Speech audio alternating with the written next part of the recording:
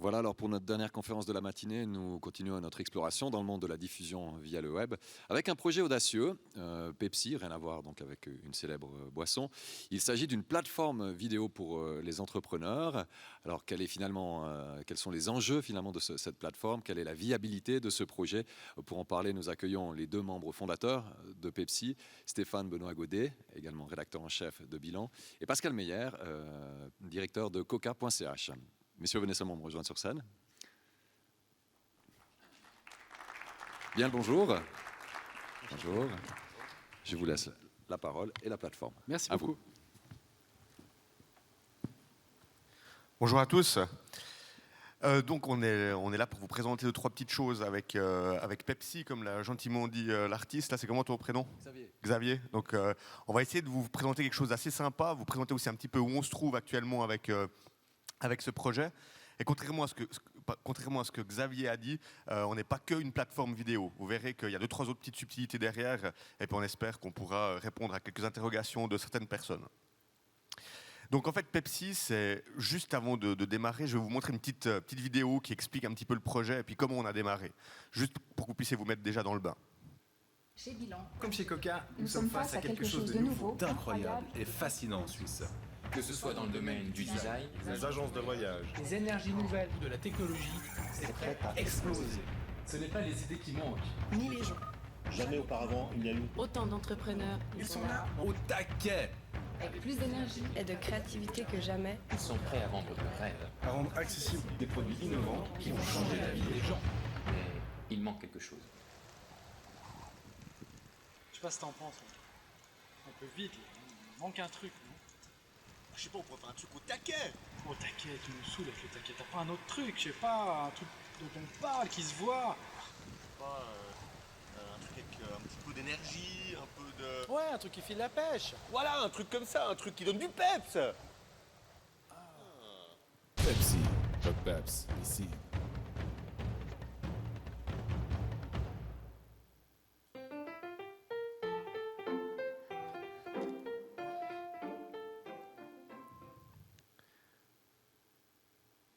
Donc en fait, cette vidéo, c'est une vidéo qu'on a lancée de teasing avant le lancement du projet Pepsi. Puis les gens autour de nous se disaient, mais qu'est-ce qu'ils fabriquent? Vous avez quand même le rédacteur en chef de Bilan, qui est un gaillard sérieux, qui est pertinent. Et puis à côté, vous avez un guignol comme Coca, qui est pas du tout sérieux, qui fait n'importe quoi. Donc les gens se sont posés quand même deux, trois questions pour se dire, mais qu'est-ce qu'ils vont faire? Donc du coup, on a décidé en fait d'allier un petit peu nos forces entre Bilan et Coca. Et je te laisse la parole, Stéphane, pour décrire un petit peu la suite de l'aventure. Alors c'est vrai qu'au début on s'est vus tous les deux en se disant il y a énormément d'entreprises qui sont là, qui viennent soit vers nous chez Bilan pour dire voilà on vient de se créer, on a un super produit à lancer, soit du côté de Coca chez Pascal Meyer où pareil, même démarche, ils viennent voir Coca et disent on a créé un super produit, on n'est pas très connu, on aimerait se lancer. Et puis c'est vrai que Coca a souvent joué le jeu de booster, d'essayer de soutenir des jeunes entreprises et de vendre leurs premiers produits. C'est pas forcément leur vocation. Et puis nous chez Bilan, c'est vrai que c'est pas facile non plus de parler uniquement de produits, surtout avec une jeune entreprise qui se lance, alors que nous on est plutôt dans du journalisme, dans de l'histoire entrepreneuriale, mais on avait véritablement envie de faire quelque chose pour la communauté parce qu'on sent qu'il y a vraiment une espèce de communauté d'entrepreneurs qui est là, qui est très présente en Suisse romande, des gens qui créent des biens et des services vraiment intéressants. Donc on voulait soutenir ça et allier nos deux forces, à savoir la force de la presse qui est la visibilité, le conseil qu'on peut donner en termes de communication, d'exposition des jeunes entrepreneurs, et puis la force, le dynamisme et la puissance commerciale qu'a aussi Pascal Meyer, Coca et toute l'équipe. Donc, comme l'a dit justement Stéphane, Benoît Godet, donc on a allié un petit peu ces deux synergies, ces deux forces. Donc, les forces de Bilan qu'il a citées tout à l'heure et les forces de Coca qui sont plus orientées web. Donc, en fait, l'association de ces deux images, on s'est dit qu'avec ça, on allait pouvoir faire quelque chose qui allait cartonner. Donc, dans l'idée, l'association de Bilan et Coca, c'était vraiment d'aider les entrepreneurs qui se lancent. Pourquoi? Comme l'a dit Stéphane tout à l'heure, on a en fait cette masse de gens qui viennent nous voir, autant lui que nous, pour nous dire écoutez, je lance un nouveau projet ou je lance un nouveau produit et j'ai besoin de visibilité. Le seul problème avec ça, c'est que Stéphane, il est envahi de demandes, donc c'est difficile pour lui de faire le tri. Pareil pour nous, on a beaucoup de demandes, donc c'est difficile de faire le tri d'un bon projet à un mauvais projet. Donc on s'est dit, avec cette plateforme, ça boostera en fait les entrepreneurs qui sont motivés, qui sont chauds bouillants, qui sont au taquet pour faire quelque chose de bien. Donc on a associé un petit peu nos deux images pour faire une plateforme assez sympathique. Donc Bilan et Coca a donné Pepsi. Alors on a fait une petite vidéo qui explique un petit peu mieux le concept par la suite pour les gens qui arrivent sur le site, parce qu'on parle de bilan, on parle de Coca, on parle d'entrepreneurs qui veulent se lancer, qui ont déjà un produit mais qui ont besoin de visibilité. Donc je vous passe juste cette petite vidéo qui explique clairement et de manière un petit peu plus précise le concept qu'on a voulu élaborer. Vous avez eu une idée de génie? Bah, c'est un bon début. Vous avez réussi à la concrétiser grâce à vos petites mains. Ah, c'est encore mieux. Mais vous ne savez pas à qui présenter votre produit. Votre idée prend la poussière parce que personne ne vous connaît. Ça, vraiment, ça craint. Mais heureusement, voici Pepsi. Pepsi, bah, c'est un site web dont l'unique but est de faire connaître les projets géniaux. Imaginez par vous, votre voisin, votre chat ou même votre grand-mère. Alors comment ça marche? Bah, c'est hyper simple. Premièrement, vous soumettez votre dossier en ligne. Ensuite, le projet est évalué par Coca, Bilan et toute la communauté Pepsi. Et finalement, votre projet retenu, bravo! C'est dans la poche, in the pocket! C'est le début de la success story. Du coup, pendant une durée limitée, votre article est vendu sur Pepsi.ch. Le magazine Bilan rédige un article sur vous et votre projet. Puis tout à coup, le monde vous appelle. Tout le monde veut vous voir, tout le monde veut votre produit. C'est le Big Bang. Vous avez simplement décollé. Alors, êtes-vous prêt à recevoir une belle grosse dose de Peps? Pepsi, but Peps, be seen. Donc voilà un petit peu pour la présentation du concept, pour que vous puissiez voir un petit peu la plateforme. Peut-être pour le but de la plateforme, je te laisse peut-être expliquer un petit peu plus dans le détail, Stéphane. On a vraiment ces différents aspects, c'est-à-dire se faire connaître, s'exposer, raconter une histoire et puis vendre tout simplement. Donc on avait très à cœur de toucher cet aspect communautaire. Quand on a refait le site de Bilan, c'est quelque chose qui nous tenait énormément à cœur. Dino Ocello, hier, le responsable du site, a expliqué. On a développé notamment un réseau de blogueurs. Et puis là, c'était un petit peu dans la même approche. C'était de dire on va s'appuyer sur la communauté. On va faire en sorte en fait, que la communauté des gens qui suivent Coca, Pepsi, Bilan puisse intégrer dans le processus. C'est-à-dire qu'ils vont voter en fait, sur les projets qui sont soumis sur la plateforme Pepsi. Et puis après, les meilleurs projets sont retenus et sont vendus à travers cette plateforme. L'idée, c'est l'exposition, la vente, le côté communautaire et participatif, et puis aussi ce côté storytelling, puisque nous, on va, dans chacune des éditions de Bilan, raconter quel est le produit de la quinzaine qui est vendu actuellement. On raconte aussi des petites histoires sur ce qui est arrivé aux sociétés précédentes, qui ont déjà bénéficié du soutien de la plateforme, ou celles qui sont en train de se préparer pour venir. Donc, l'idée, c'est de vous montrer un petit peu comment on fait pour soumettre un projet. Je ne sais pas si dans la salle, il y a des entrepreneurs. Est-ce qu'il y a des gens qui sont entrepreneurs, qui ont des projets, qui sont chauds bouillants, qui sont au taquet? Je ne sais pas si je vois que vous êtes un peu endormis, nous aussi apparemment, mais est-ce que vous êtes un peu... Il y a des gens, des entrepreneurs un peu dans la salle ou pas du tout? Juste pour voir comme ça, lever les bras au cas où? Non, personne. Ah, un entrepreneur quand même, un deuxième, troisième. Ah ouais, ça commence à venir, il ne faut pas avoir peur. Donc, combien d'entrepreneurs? Si vous arrivez juste à relever la main, ou des gens qui ont envie de devenir entrepreneurs prochainement.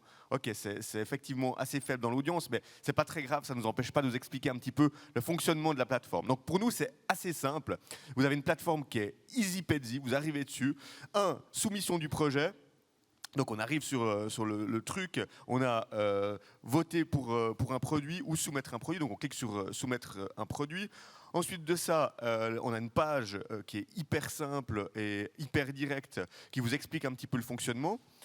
Une fois que vous avez fait la soumission, ce qu'on vous demande, qui est hyper important, on constate aujourd'hui freine quelques personnes, c'est de faire une vidéo de maximum 2 minutes qui explique que vous êtes chaud bouillant, puis que vous êtes entrepreneur, et puis que vous avez un produit que vous voulez vendre, et puis que donc on remarque qu'il y a en fait aujourd'hui une espèce de petit problème, c'est que les gens ont peur d'être ridicules à présenter leurs produits. Et pourtant, on peut constater dans les pays anglo-saxons que, en fait, il n'y a pas du tout ce problème-là. Quand on est motivé, qu'on a envie de pousser quelque chose, on n'a pas peur de se filmer pendant 1 minute pour expliquer comment fonctionne son produit ou le but de son produit ou tous les détails techniques de son produit de manière un petit peu décalée, et aussi pour gagner justement les votes des gens de la communauté.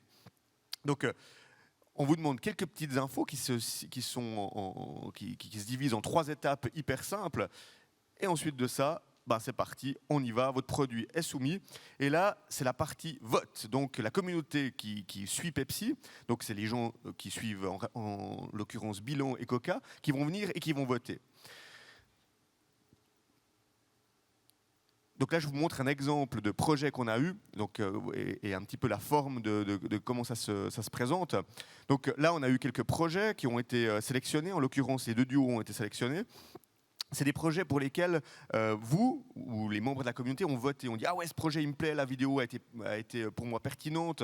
Il y a quelque chose qui est ultra positif là derrière, ça me parle. Non, ça me parle pas. Donc toute cette étape de vote est hyper importante parce qu'elle permet aussi à la personne qui a soumis son projet de savoir si potentiellement son projet ou son produit va cartonner ou pas. Donc pour nous c'est vraiment une étape qui est ultra importante. Ensuite de ça, si je prends l'exemple de ce produit-là, qui est le produit Vegaboards, il a obtenu beaucoup de votes. Donc les gens ont 2 semaines pour voter. Ensuite de ça, on peut aussi dire voilà, j'aime le projet ou j'aime le produit, mais je n'ai pas forcément un souhait particulier de l'acheter. Par contre, s'il est sélectionné et qu'il est en vente, ça m'intéresserait de recevoir une notification pour me dire ok, je vais pouvoir profiter de ce produit-là.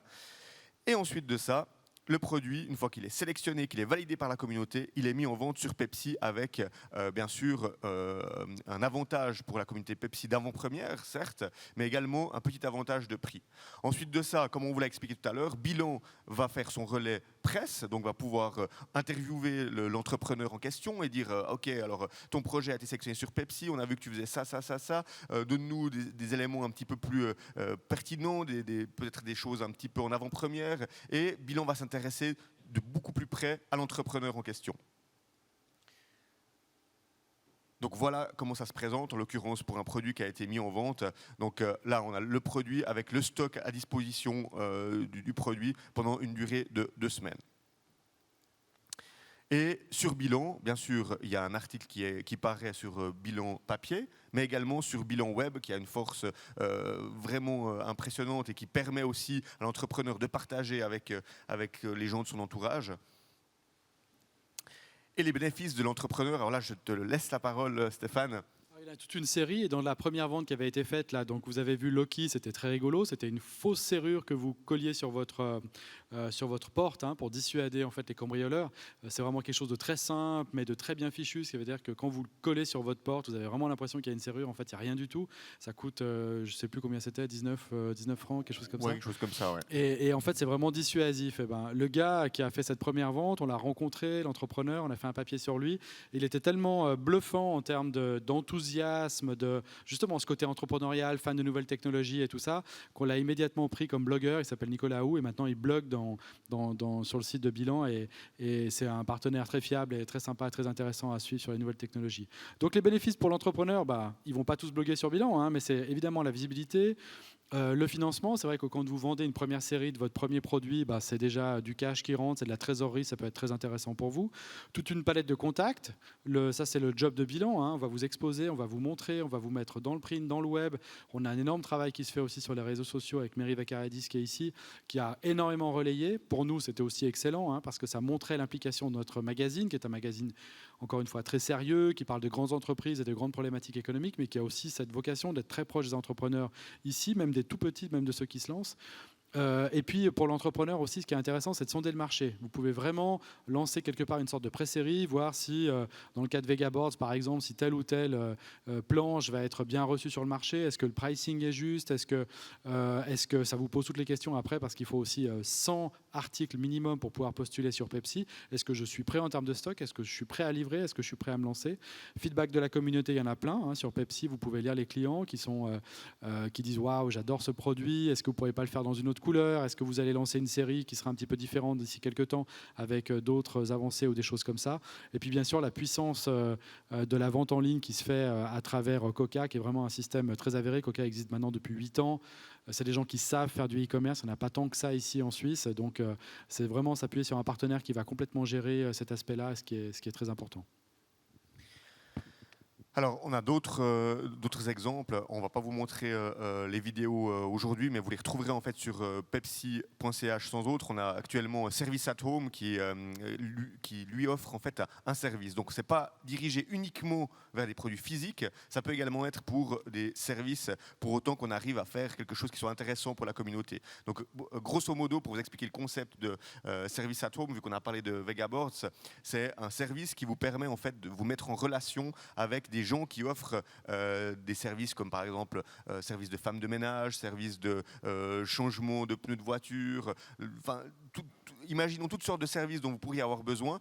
Vous allez, vous tapez le nom de votre localité, vous trouvez la personne la plus proche qui vous propose ce service-là, son tarif horaire, sa notation aussi, parce que la communauté de Service at Home va voter en fait sur les aptitudes de la personne qui va venir chez vous, et vous allez pouvoir sélectionner en connaissance de cause la personne qui va vous offrir le service. Donc voilà un petit peu pour les exemples. On espère que sur cette première présentation qu'on vous fait ici aujourd'hui, que ça vous donnera un petit peu de boost pour ceux qui ne sont pas entrepreneurs ou qui auraient des idées, parce que comme on l'a justement toujours dit, cette plateforme est ouverte à tout le monde, même si demain on avait, parce qu'on a quelques grands noms qui sont intéressés à aussi proposer des produits, à sonder le marché via Pepsi. Imaginons, je ne sais pas moi, qu'une grande entreprise qui a son siège à Vevey voulait éventuellement tester un produit sur le marché suisse. Elle pourrait venir et puis le proposer sur Pepsi en faisant une vidéo comme tout le monde, et pourrait potentiellement être sélectionnée pour être vendue ensuite sur la plateforme pepsi.ch. Donc voilà pour cette première présentation. Bien sûr, on est ouvert dès à présent pour répondre à vos éventuelles interrogations. Donc n'hésitez pas. Merci. Merci beaucoup.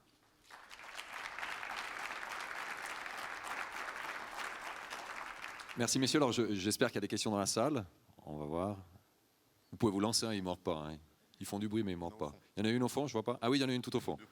Voilà. 2 questions au fond, alors on attend que le micro arrive jusqu'au fond de la salle. Peut-être juste une intervention avant.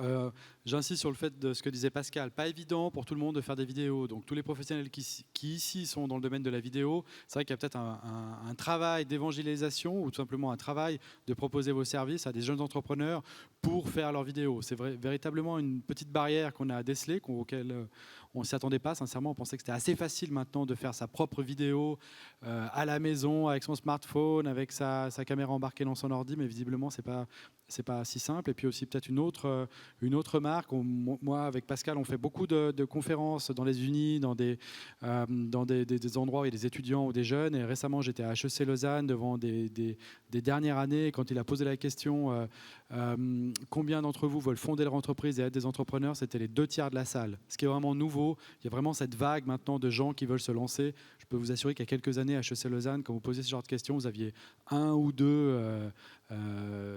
ou deux personnalités qui levaient la main dans la salle, mais en général, c'était vraiment pas l'envie d'être entrepreneur, c'était plutôt l'envie d'être employé dans une grande structure. Je vous laisse poser les questions. On va écouter la première question au fond de la salle. Ah, juste le micro. C'est bon, ça marche. Ça marche pas.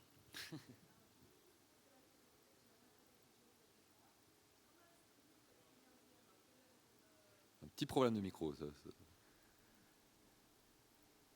Ça devrait être réglé. Pardon. Voilà. Je disais, j'ai peut-être raté quelque chose au départ. Quel est votre intérêt à vous financièrement si je veux me lancer un service de femme de ménage, par exemple?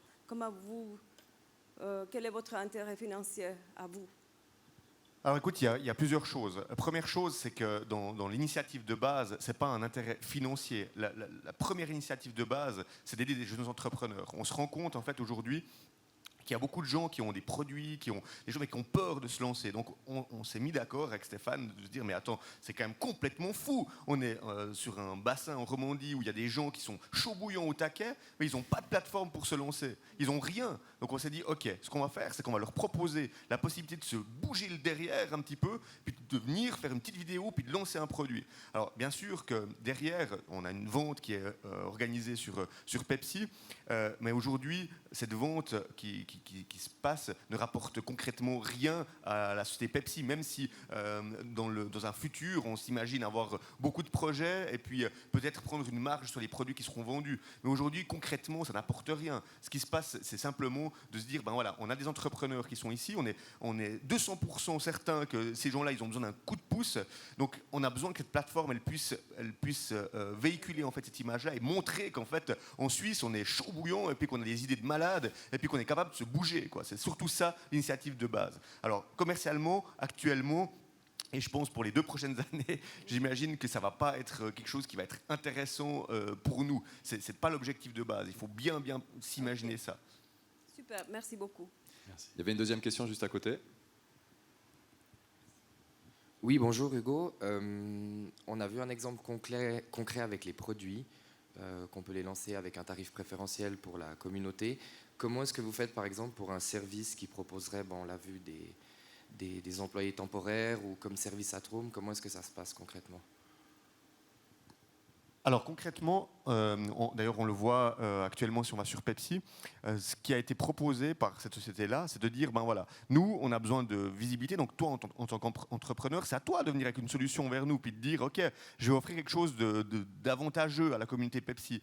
Sinon, ça n'a aucun intérêt, je veux dire, les gens, si c'est juste pour avoir un peu de visibilité, puis tricher le système, ça ne nous intéresse pas. Par contre, si tu viens avec une vraie idée, donc là en l'occurrence, si je prends l'exemple de Service at Home, ce qu'ils ont fait, c'est qu'ils ont dit, nous, on a besoin de visibilité aujourd'hui. Donc, ce qu'on va faire, c'est qu'on va proposer aux gens qui sont sur la plateforme Pepsi, pour faire connaître leur propre plateforme, leur plateforme de service, d'acheter en fait de payer 1 heure de nettoyage et d'en avoir 2 pour le prix d'1. Donc après, c'est leur cuisine interne, de comment ils s'arrangent avec leurs partenaires, j'imagine qu'ils ont certainement avisé les gens avec qui ils travaillent, de leur dire, voilà, on a besoin que votre plateforme soit connue, donc faites un effort. Eux, ils ont également fait un effort de leur côté. Mais ça, c'est leur cuisine interne. Toi, en tant qu'entrepreneur, c'est à toi de venir avec des solutions puis de te bouger. Tu vois, ça, c'est vraiment comment nous, on voit le truc. Tu vois, tu dois venir, tu poses tes tripes sur la table et puis tu es chaud bouillant puis tu y vas, quoi. C'est ça qu'on veut pousser. Tu vois, c'est vraiment comme sur le tube de moutarde, quand il reste juste une petite goutte, il faut que tu pousses le truc, il faut que ça sorte, quoi. C'est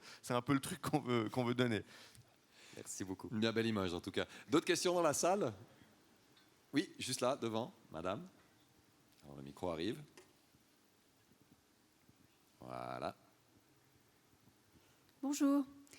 Bonjour. Moi, je me demande juste ce qui se passe avec les projets qui n'ont pas reçu le maximum de votes. Est-ce qu'ils sont sortis de la plateforme Pepsi à un moment donné ou est-ce qu'ils ont une deuxième chance? Alors, avant de laisser Stéphane répondre, en principe, les gens qui posent une fois qu'ils ont été écartés, on essaie de tout effacer pour qu'il n'y ait plus aucune trace, puis qu'on n'entende plus parler de ça. C'est vraiment le truc. Je veux dire, on est tellement atroce. Mais je vais laisser quand même Stéphane répondre plus sérieusement. Non, évidemment, ils sont sur la plateforme, ils bénéficient de la visibilité. Si après, ils n'ont pas assez de votes, ils ne vont pas au stade de la vente, mais nous, on fait quand même quelque chose sur eux. On a cette page Pepsi dans le magazine et on explique toujours, on pousse la communauté à voter et on va expliquer, on va faire quelque chose. C'est vrai qu'après, nous, on aime les échecs aussi. La vie d'entrepreneur, c'est pas toujours gagné. Donc on essaie d'expliquer aussi aux entrepreneurs qui viennent vers nous, qui ont fait l'effort de rentrer sur la plateforme Pepsi, de faire une vidéo, de rencontrer un journaliste de bilan, que ça va pas forcément marcher, mais il faut absolument pas qu'ils se découragent. C'est-à-dire que le premier essai tenté, pas forcément réussi, mais après ça peut venir. Donc c'est un peu une école de tester le marché, et tester le marché, c'est aussi d'aller dans cet exercice du vote qui malheureusement des fois se finit pas positivement pour eux. Merci beaucoup. D'autres questions? Vous voyez mieux que moi, parce que j'arrive pas à voir. Il y a une question au fond, exactement. L'œil du tigre. Là, depuis tantôt, vous parlez du marché suisse et des entrepreneurs suisses qui voudraient partir en Suisse. Pour ce qui est des entrepreneurs étrangers, en l'occurrence ici du Québec et du Canada, qui voudraient partir à la conquête du marché suisse, est-ce que Pepsi s'applique à eux? Si, on adore les Québécois chez Pepsi et on adore les Québécois qui proposent leurs produits en asti sur pepsi.ch. Tu peux faire tout ce que tu veux sur Pepsi. Non, mais plus sérieusement, et j'adore ton accent québécois, j'adore le Québec. Il est évident que toute personne qui serait... nous, on essaie de promouvoir toute personne qui aimerait rentrer sur le territoire suisse. Et à la base, c'est vraiment pour le bassin suisse. Mais il est évident que si quelqu'un qui est motivé, qui vient du Québec, qui vient du Gabon ou qui vient de je ne sais où, mais qui vit en Suisse et puis qui a envie de pousser quelque chose en Suisse, je veux dire, on ne va pas lui dire « Ah non, écoute, envoie-nous ta pièce d'identité, t'habites où, ok, non, ça ne va pas le faire. » Je veux dire, quelqu'un qui a une présence en Suisse, qui est entrepreneur dans l'âme et puis qui a envie de tout faire péter, ben, il est bien sûr le bienvenu. Enfin, je ne sais pas ce que tu en penses, Stéphane. Oui, tout à fait. On veut qu'il y ait un suivi quand même, hein, puisqu'on prend un risque tous en vendant des choses avec un partenaire dont on veut qu'il y ait une présence suisse, dans le sens où s'il y a un problème avec le produit, s'il y a des questions, qu'il puisse y répondre. Mais c'est clair qu'évidemment, on est complètement ouvert. Pepsi, on l'a conçu vraiment comme un laboratoire, quelque chose qui est très évolutif. Là, c'est très axé sur la Suisse pour des Suisses. Mais évidemment, on est très, très ouvert à faire évoluer la plateforme. Merci beaucoup. D'autres questions? Alors, si ce n'est pas le cas dans la salle, ça a suscité également des réactions via les réseaux sociaux. Il y en a plusieurs assez intéressantes, notamment celle-ci. Pourquoi ne pas financer ou accélérer les bonnes idées pas encore concrètes? Alors, en fait, il y a beaucoup de plateformes qui sont excellentes pour ça. On a en Suisse We Make It qui le fait de manière très très bien. Pourquoi rentrer absolument en conflit avec des plateformes qui sont déjà excellentes? Aujourd'hui, dans la discussion, toutes les discussions qu'on a eues avec Stéphane, on s'est toujours dit, mais ce qui est dommage en fait, c'est que les gens, ils sont passés par des plateformes comme ça, donc ils ont eu le pognon, tac, machin, ils ont lancé leurs produits, ils l'ont en main, et puis après, c'est fini, il n'y a plus rien. On s'est dit, il y a pas mal de gens qui ont des idées, qui ont trouvé un produit super sympa au Japon, puis qui ont envie de le commercialiser ici. Il y a des gaillards qui ont développé un produit, qui ont envie de le proposer ici, mais ils l'ont physiquement, mais ils n'ont pas de visibilité. Puis aller vers les journalistes, c'est hyper difficile. Vous allez voir les gars du 20 minutes, les gars de bilan, ils sont je veux dire, submergés de demandes. Ils n'arrivent pas à faire le tri. Est-ce que c'est bien, pas bien? Ils ont aussi un temps de décision relativement court. Donc c'est très difficile. Donc on s'est dit, cette plateforme pousse les gens qui sont vraiment motivés à pouvoir, et qui ont vraiment un produit fini, à aller de l'avant. Donc on se situe vraiment après ces plateformes de financement. Même réponse, c'est-à-dire quand on s'est rencontrés déjà, on s'est dit il faut qu'on amène chacun notre compétence dans un projet, la compétence e-commerce, la compétence média, visibilité. Puis après, en regardant un petit peu la chaîne de valeur, on s'est rendu compte que Scoop, il y a de l'argent en Suisse. C'est vrai qu'il y a assez d'argent en Suisse en fait, et il y a assez de très belles institutions qui aident les entreprises. Il y a beaucoup d'institutions aussi qui font du coaching, des sociétés, des jeunes sociétés. Donc c'est pas là qu'on allait apporter quelque chose, mais c'est véritablement sur à la fois permettre la visibilité, à la fois permettre la vente d'un premier produit, ce qui est souvent un des barrages très difficiles dans une jeune entreprise. Alors, dernière petite chose qu'on a soulignée via Twitter, une réflexion assez intéressante. La timidité des petits Suisses en termes d'entrepreneuriat, vous y croyez?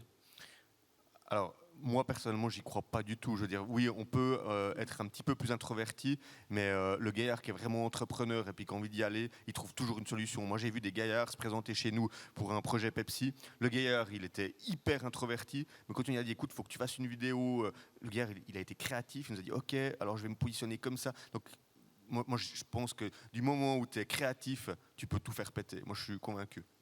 Voilà. Je crois qu'on va terminer sur ces belles paroles. Merci beaucoup, messieurs, d'être venus nous présenter cette plateforme. Merci beaucoup. Merci à vous.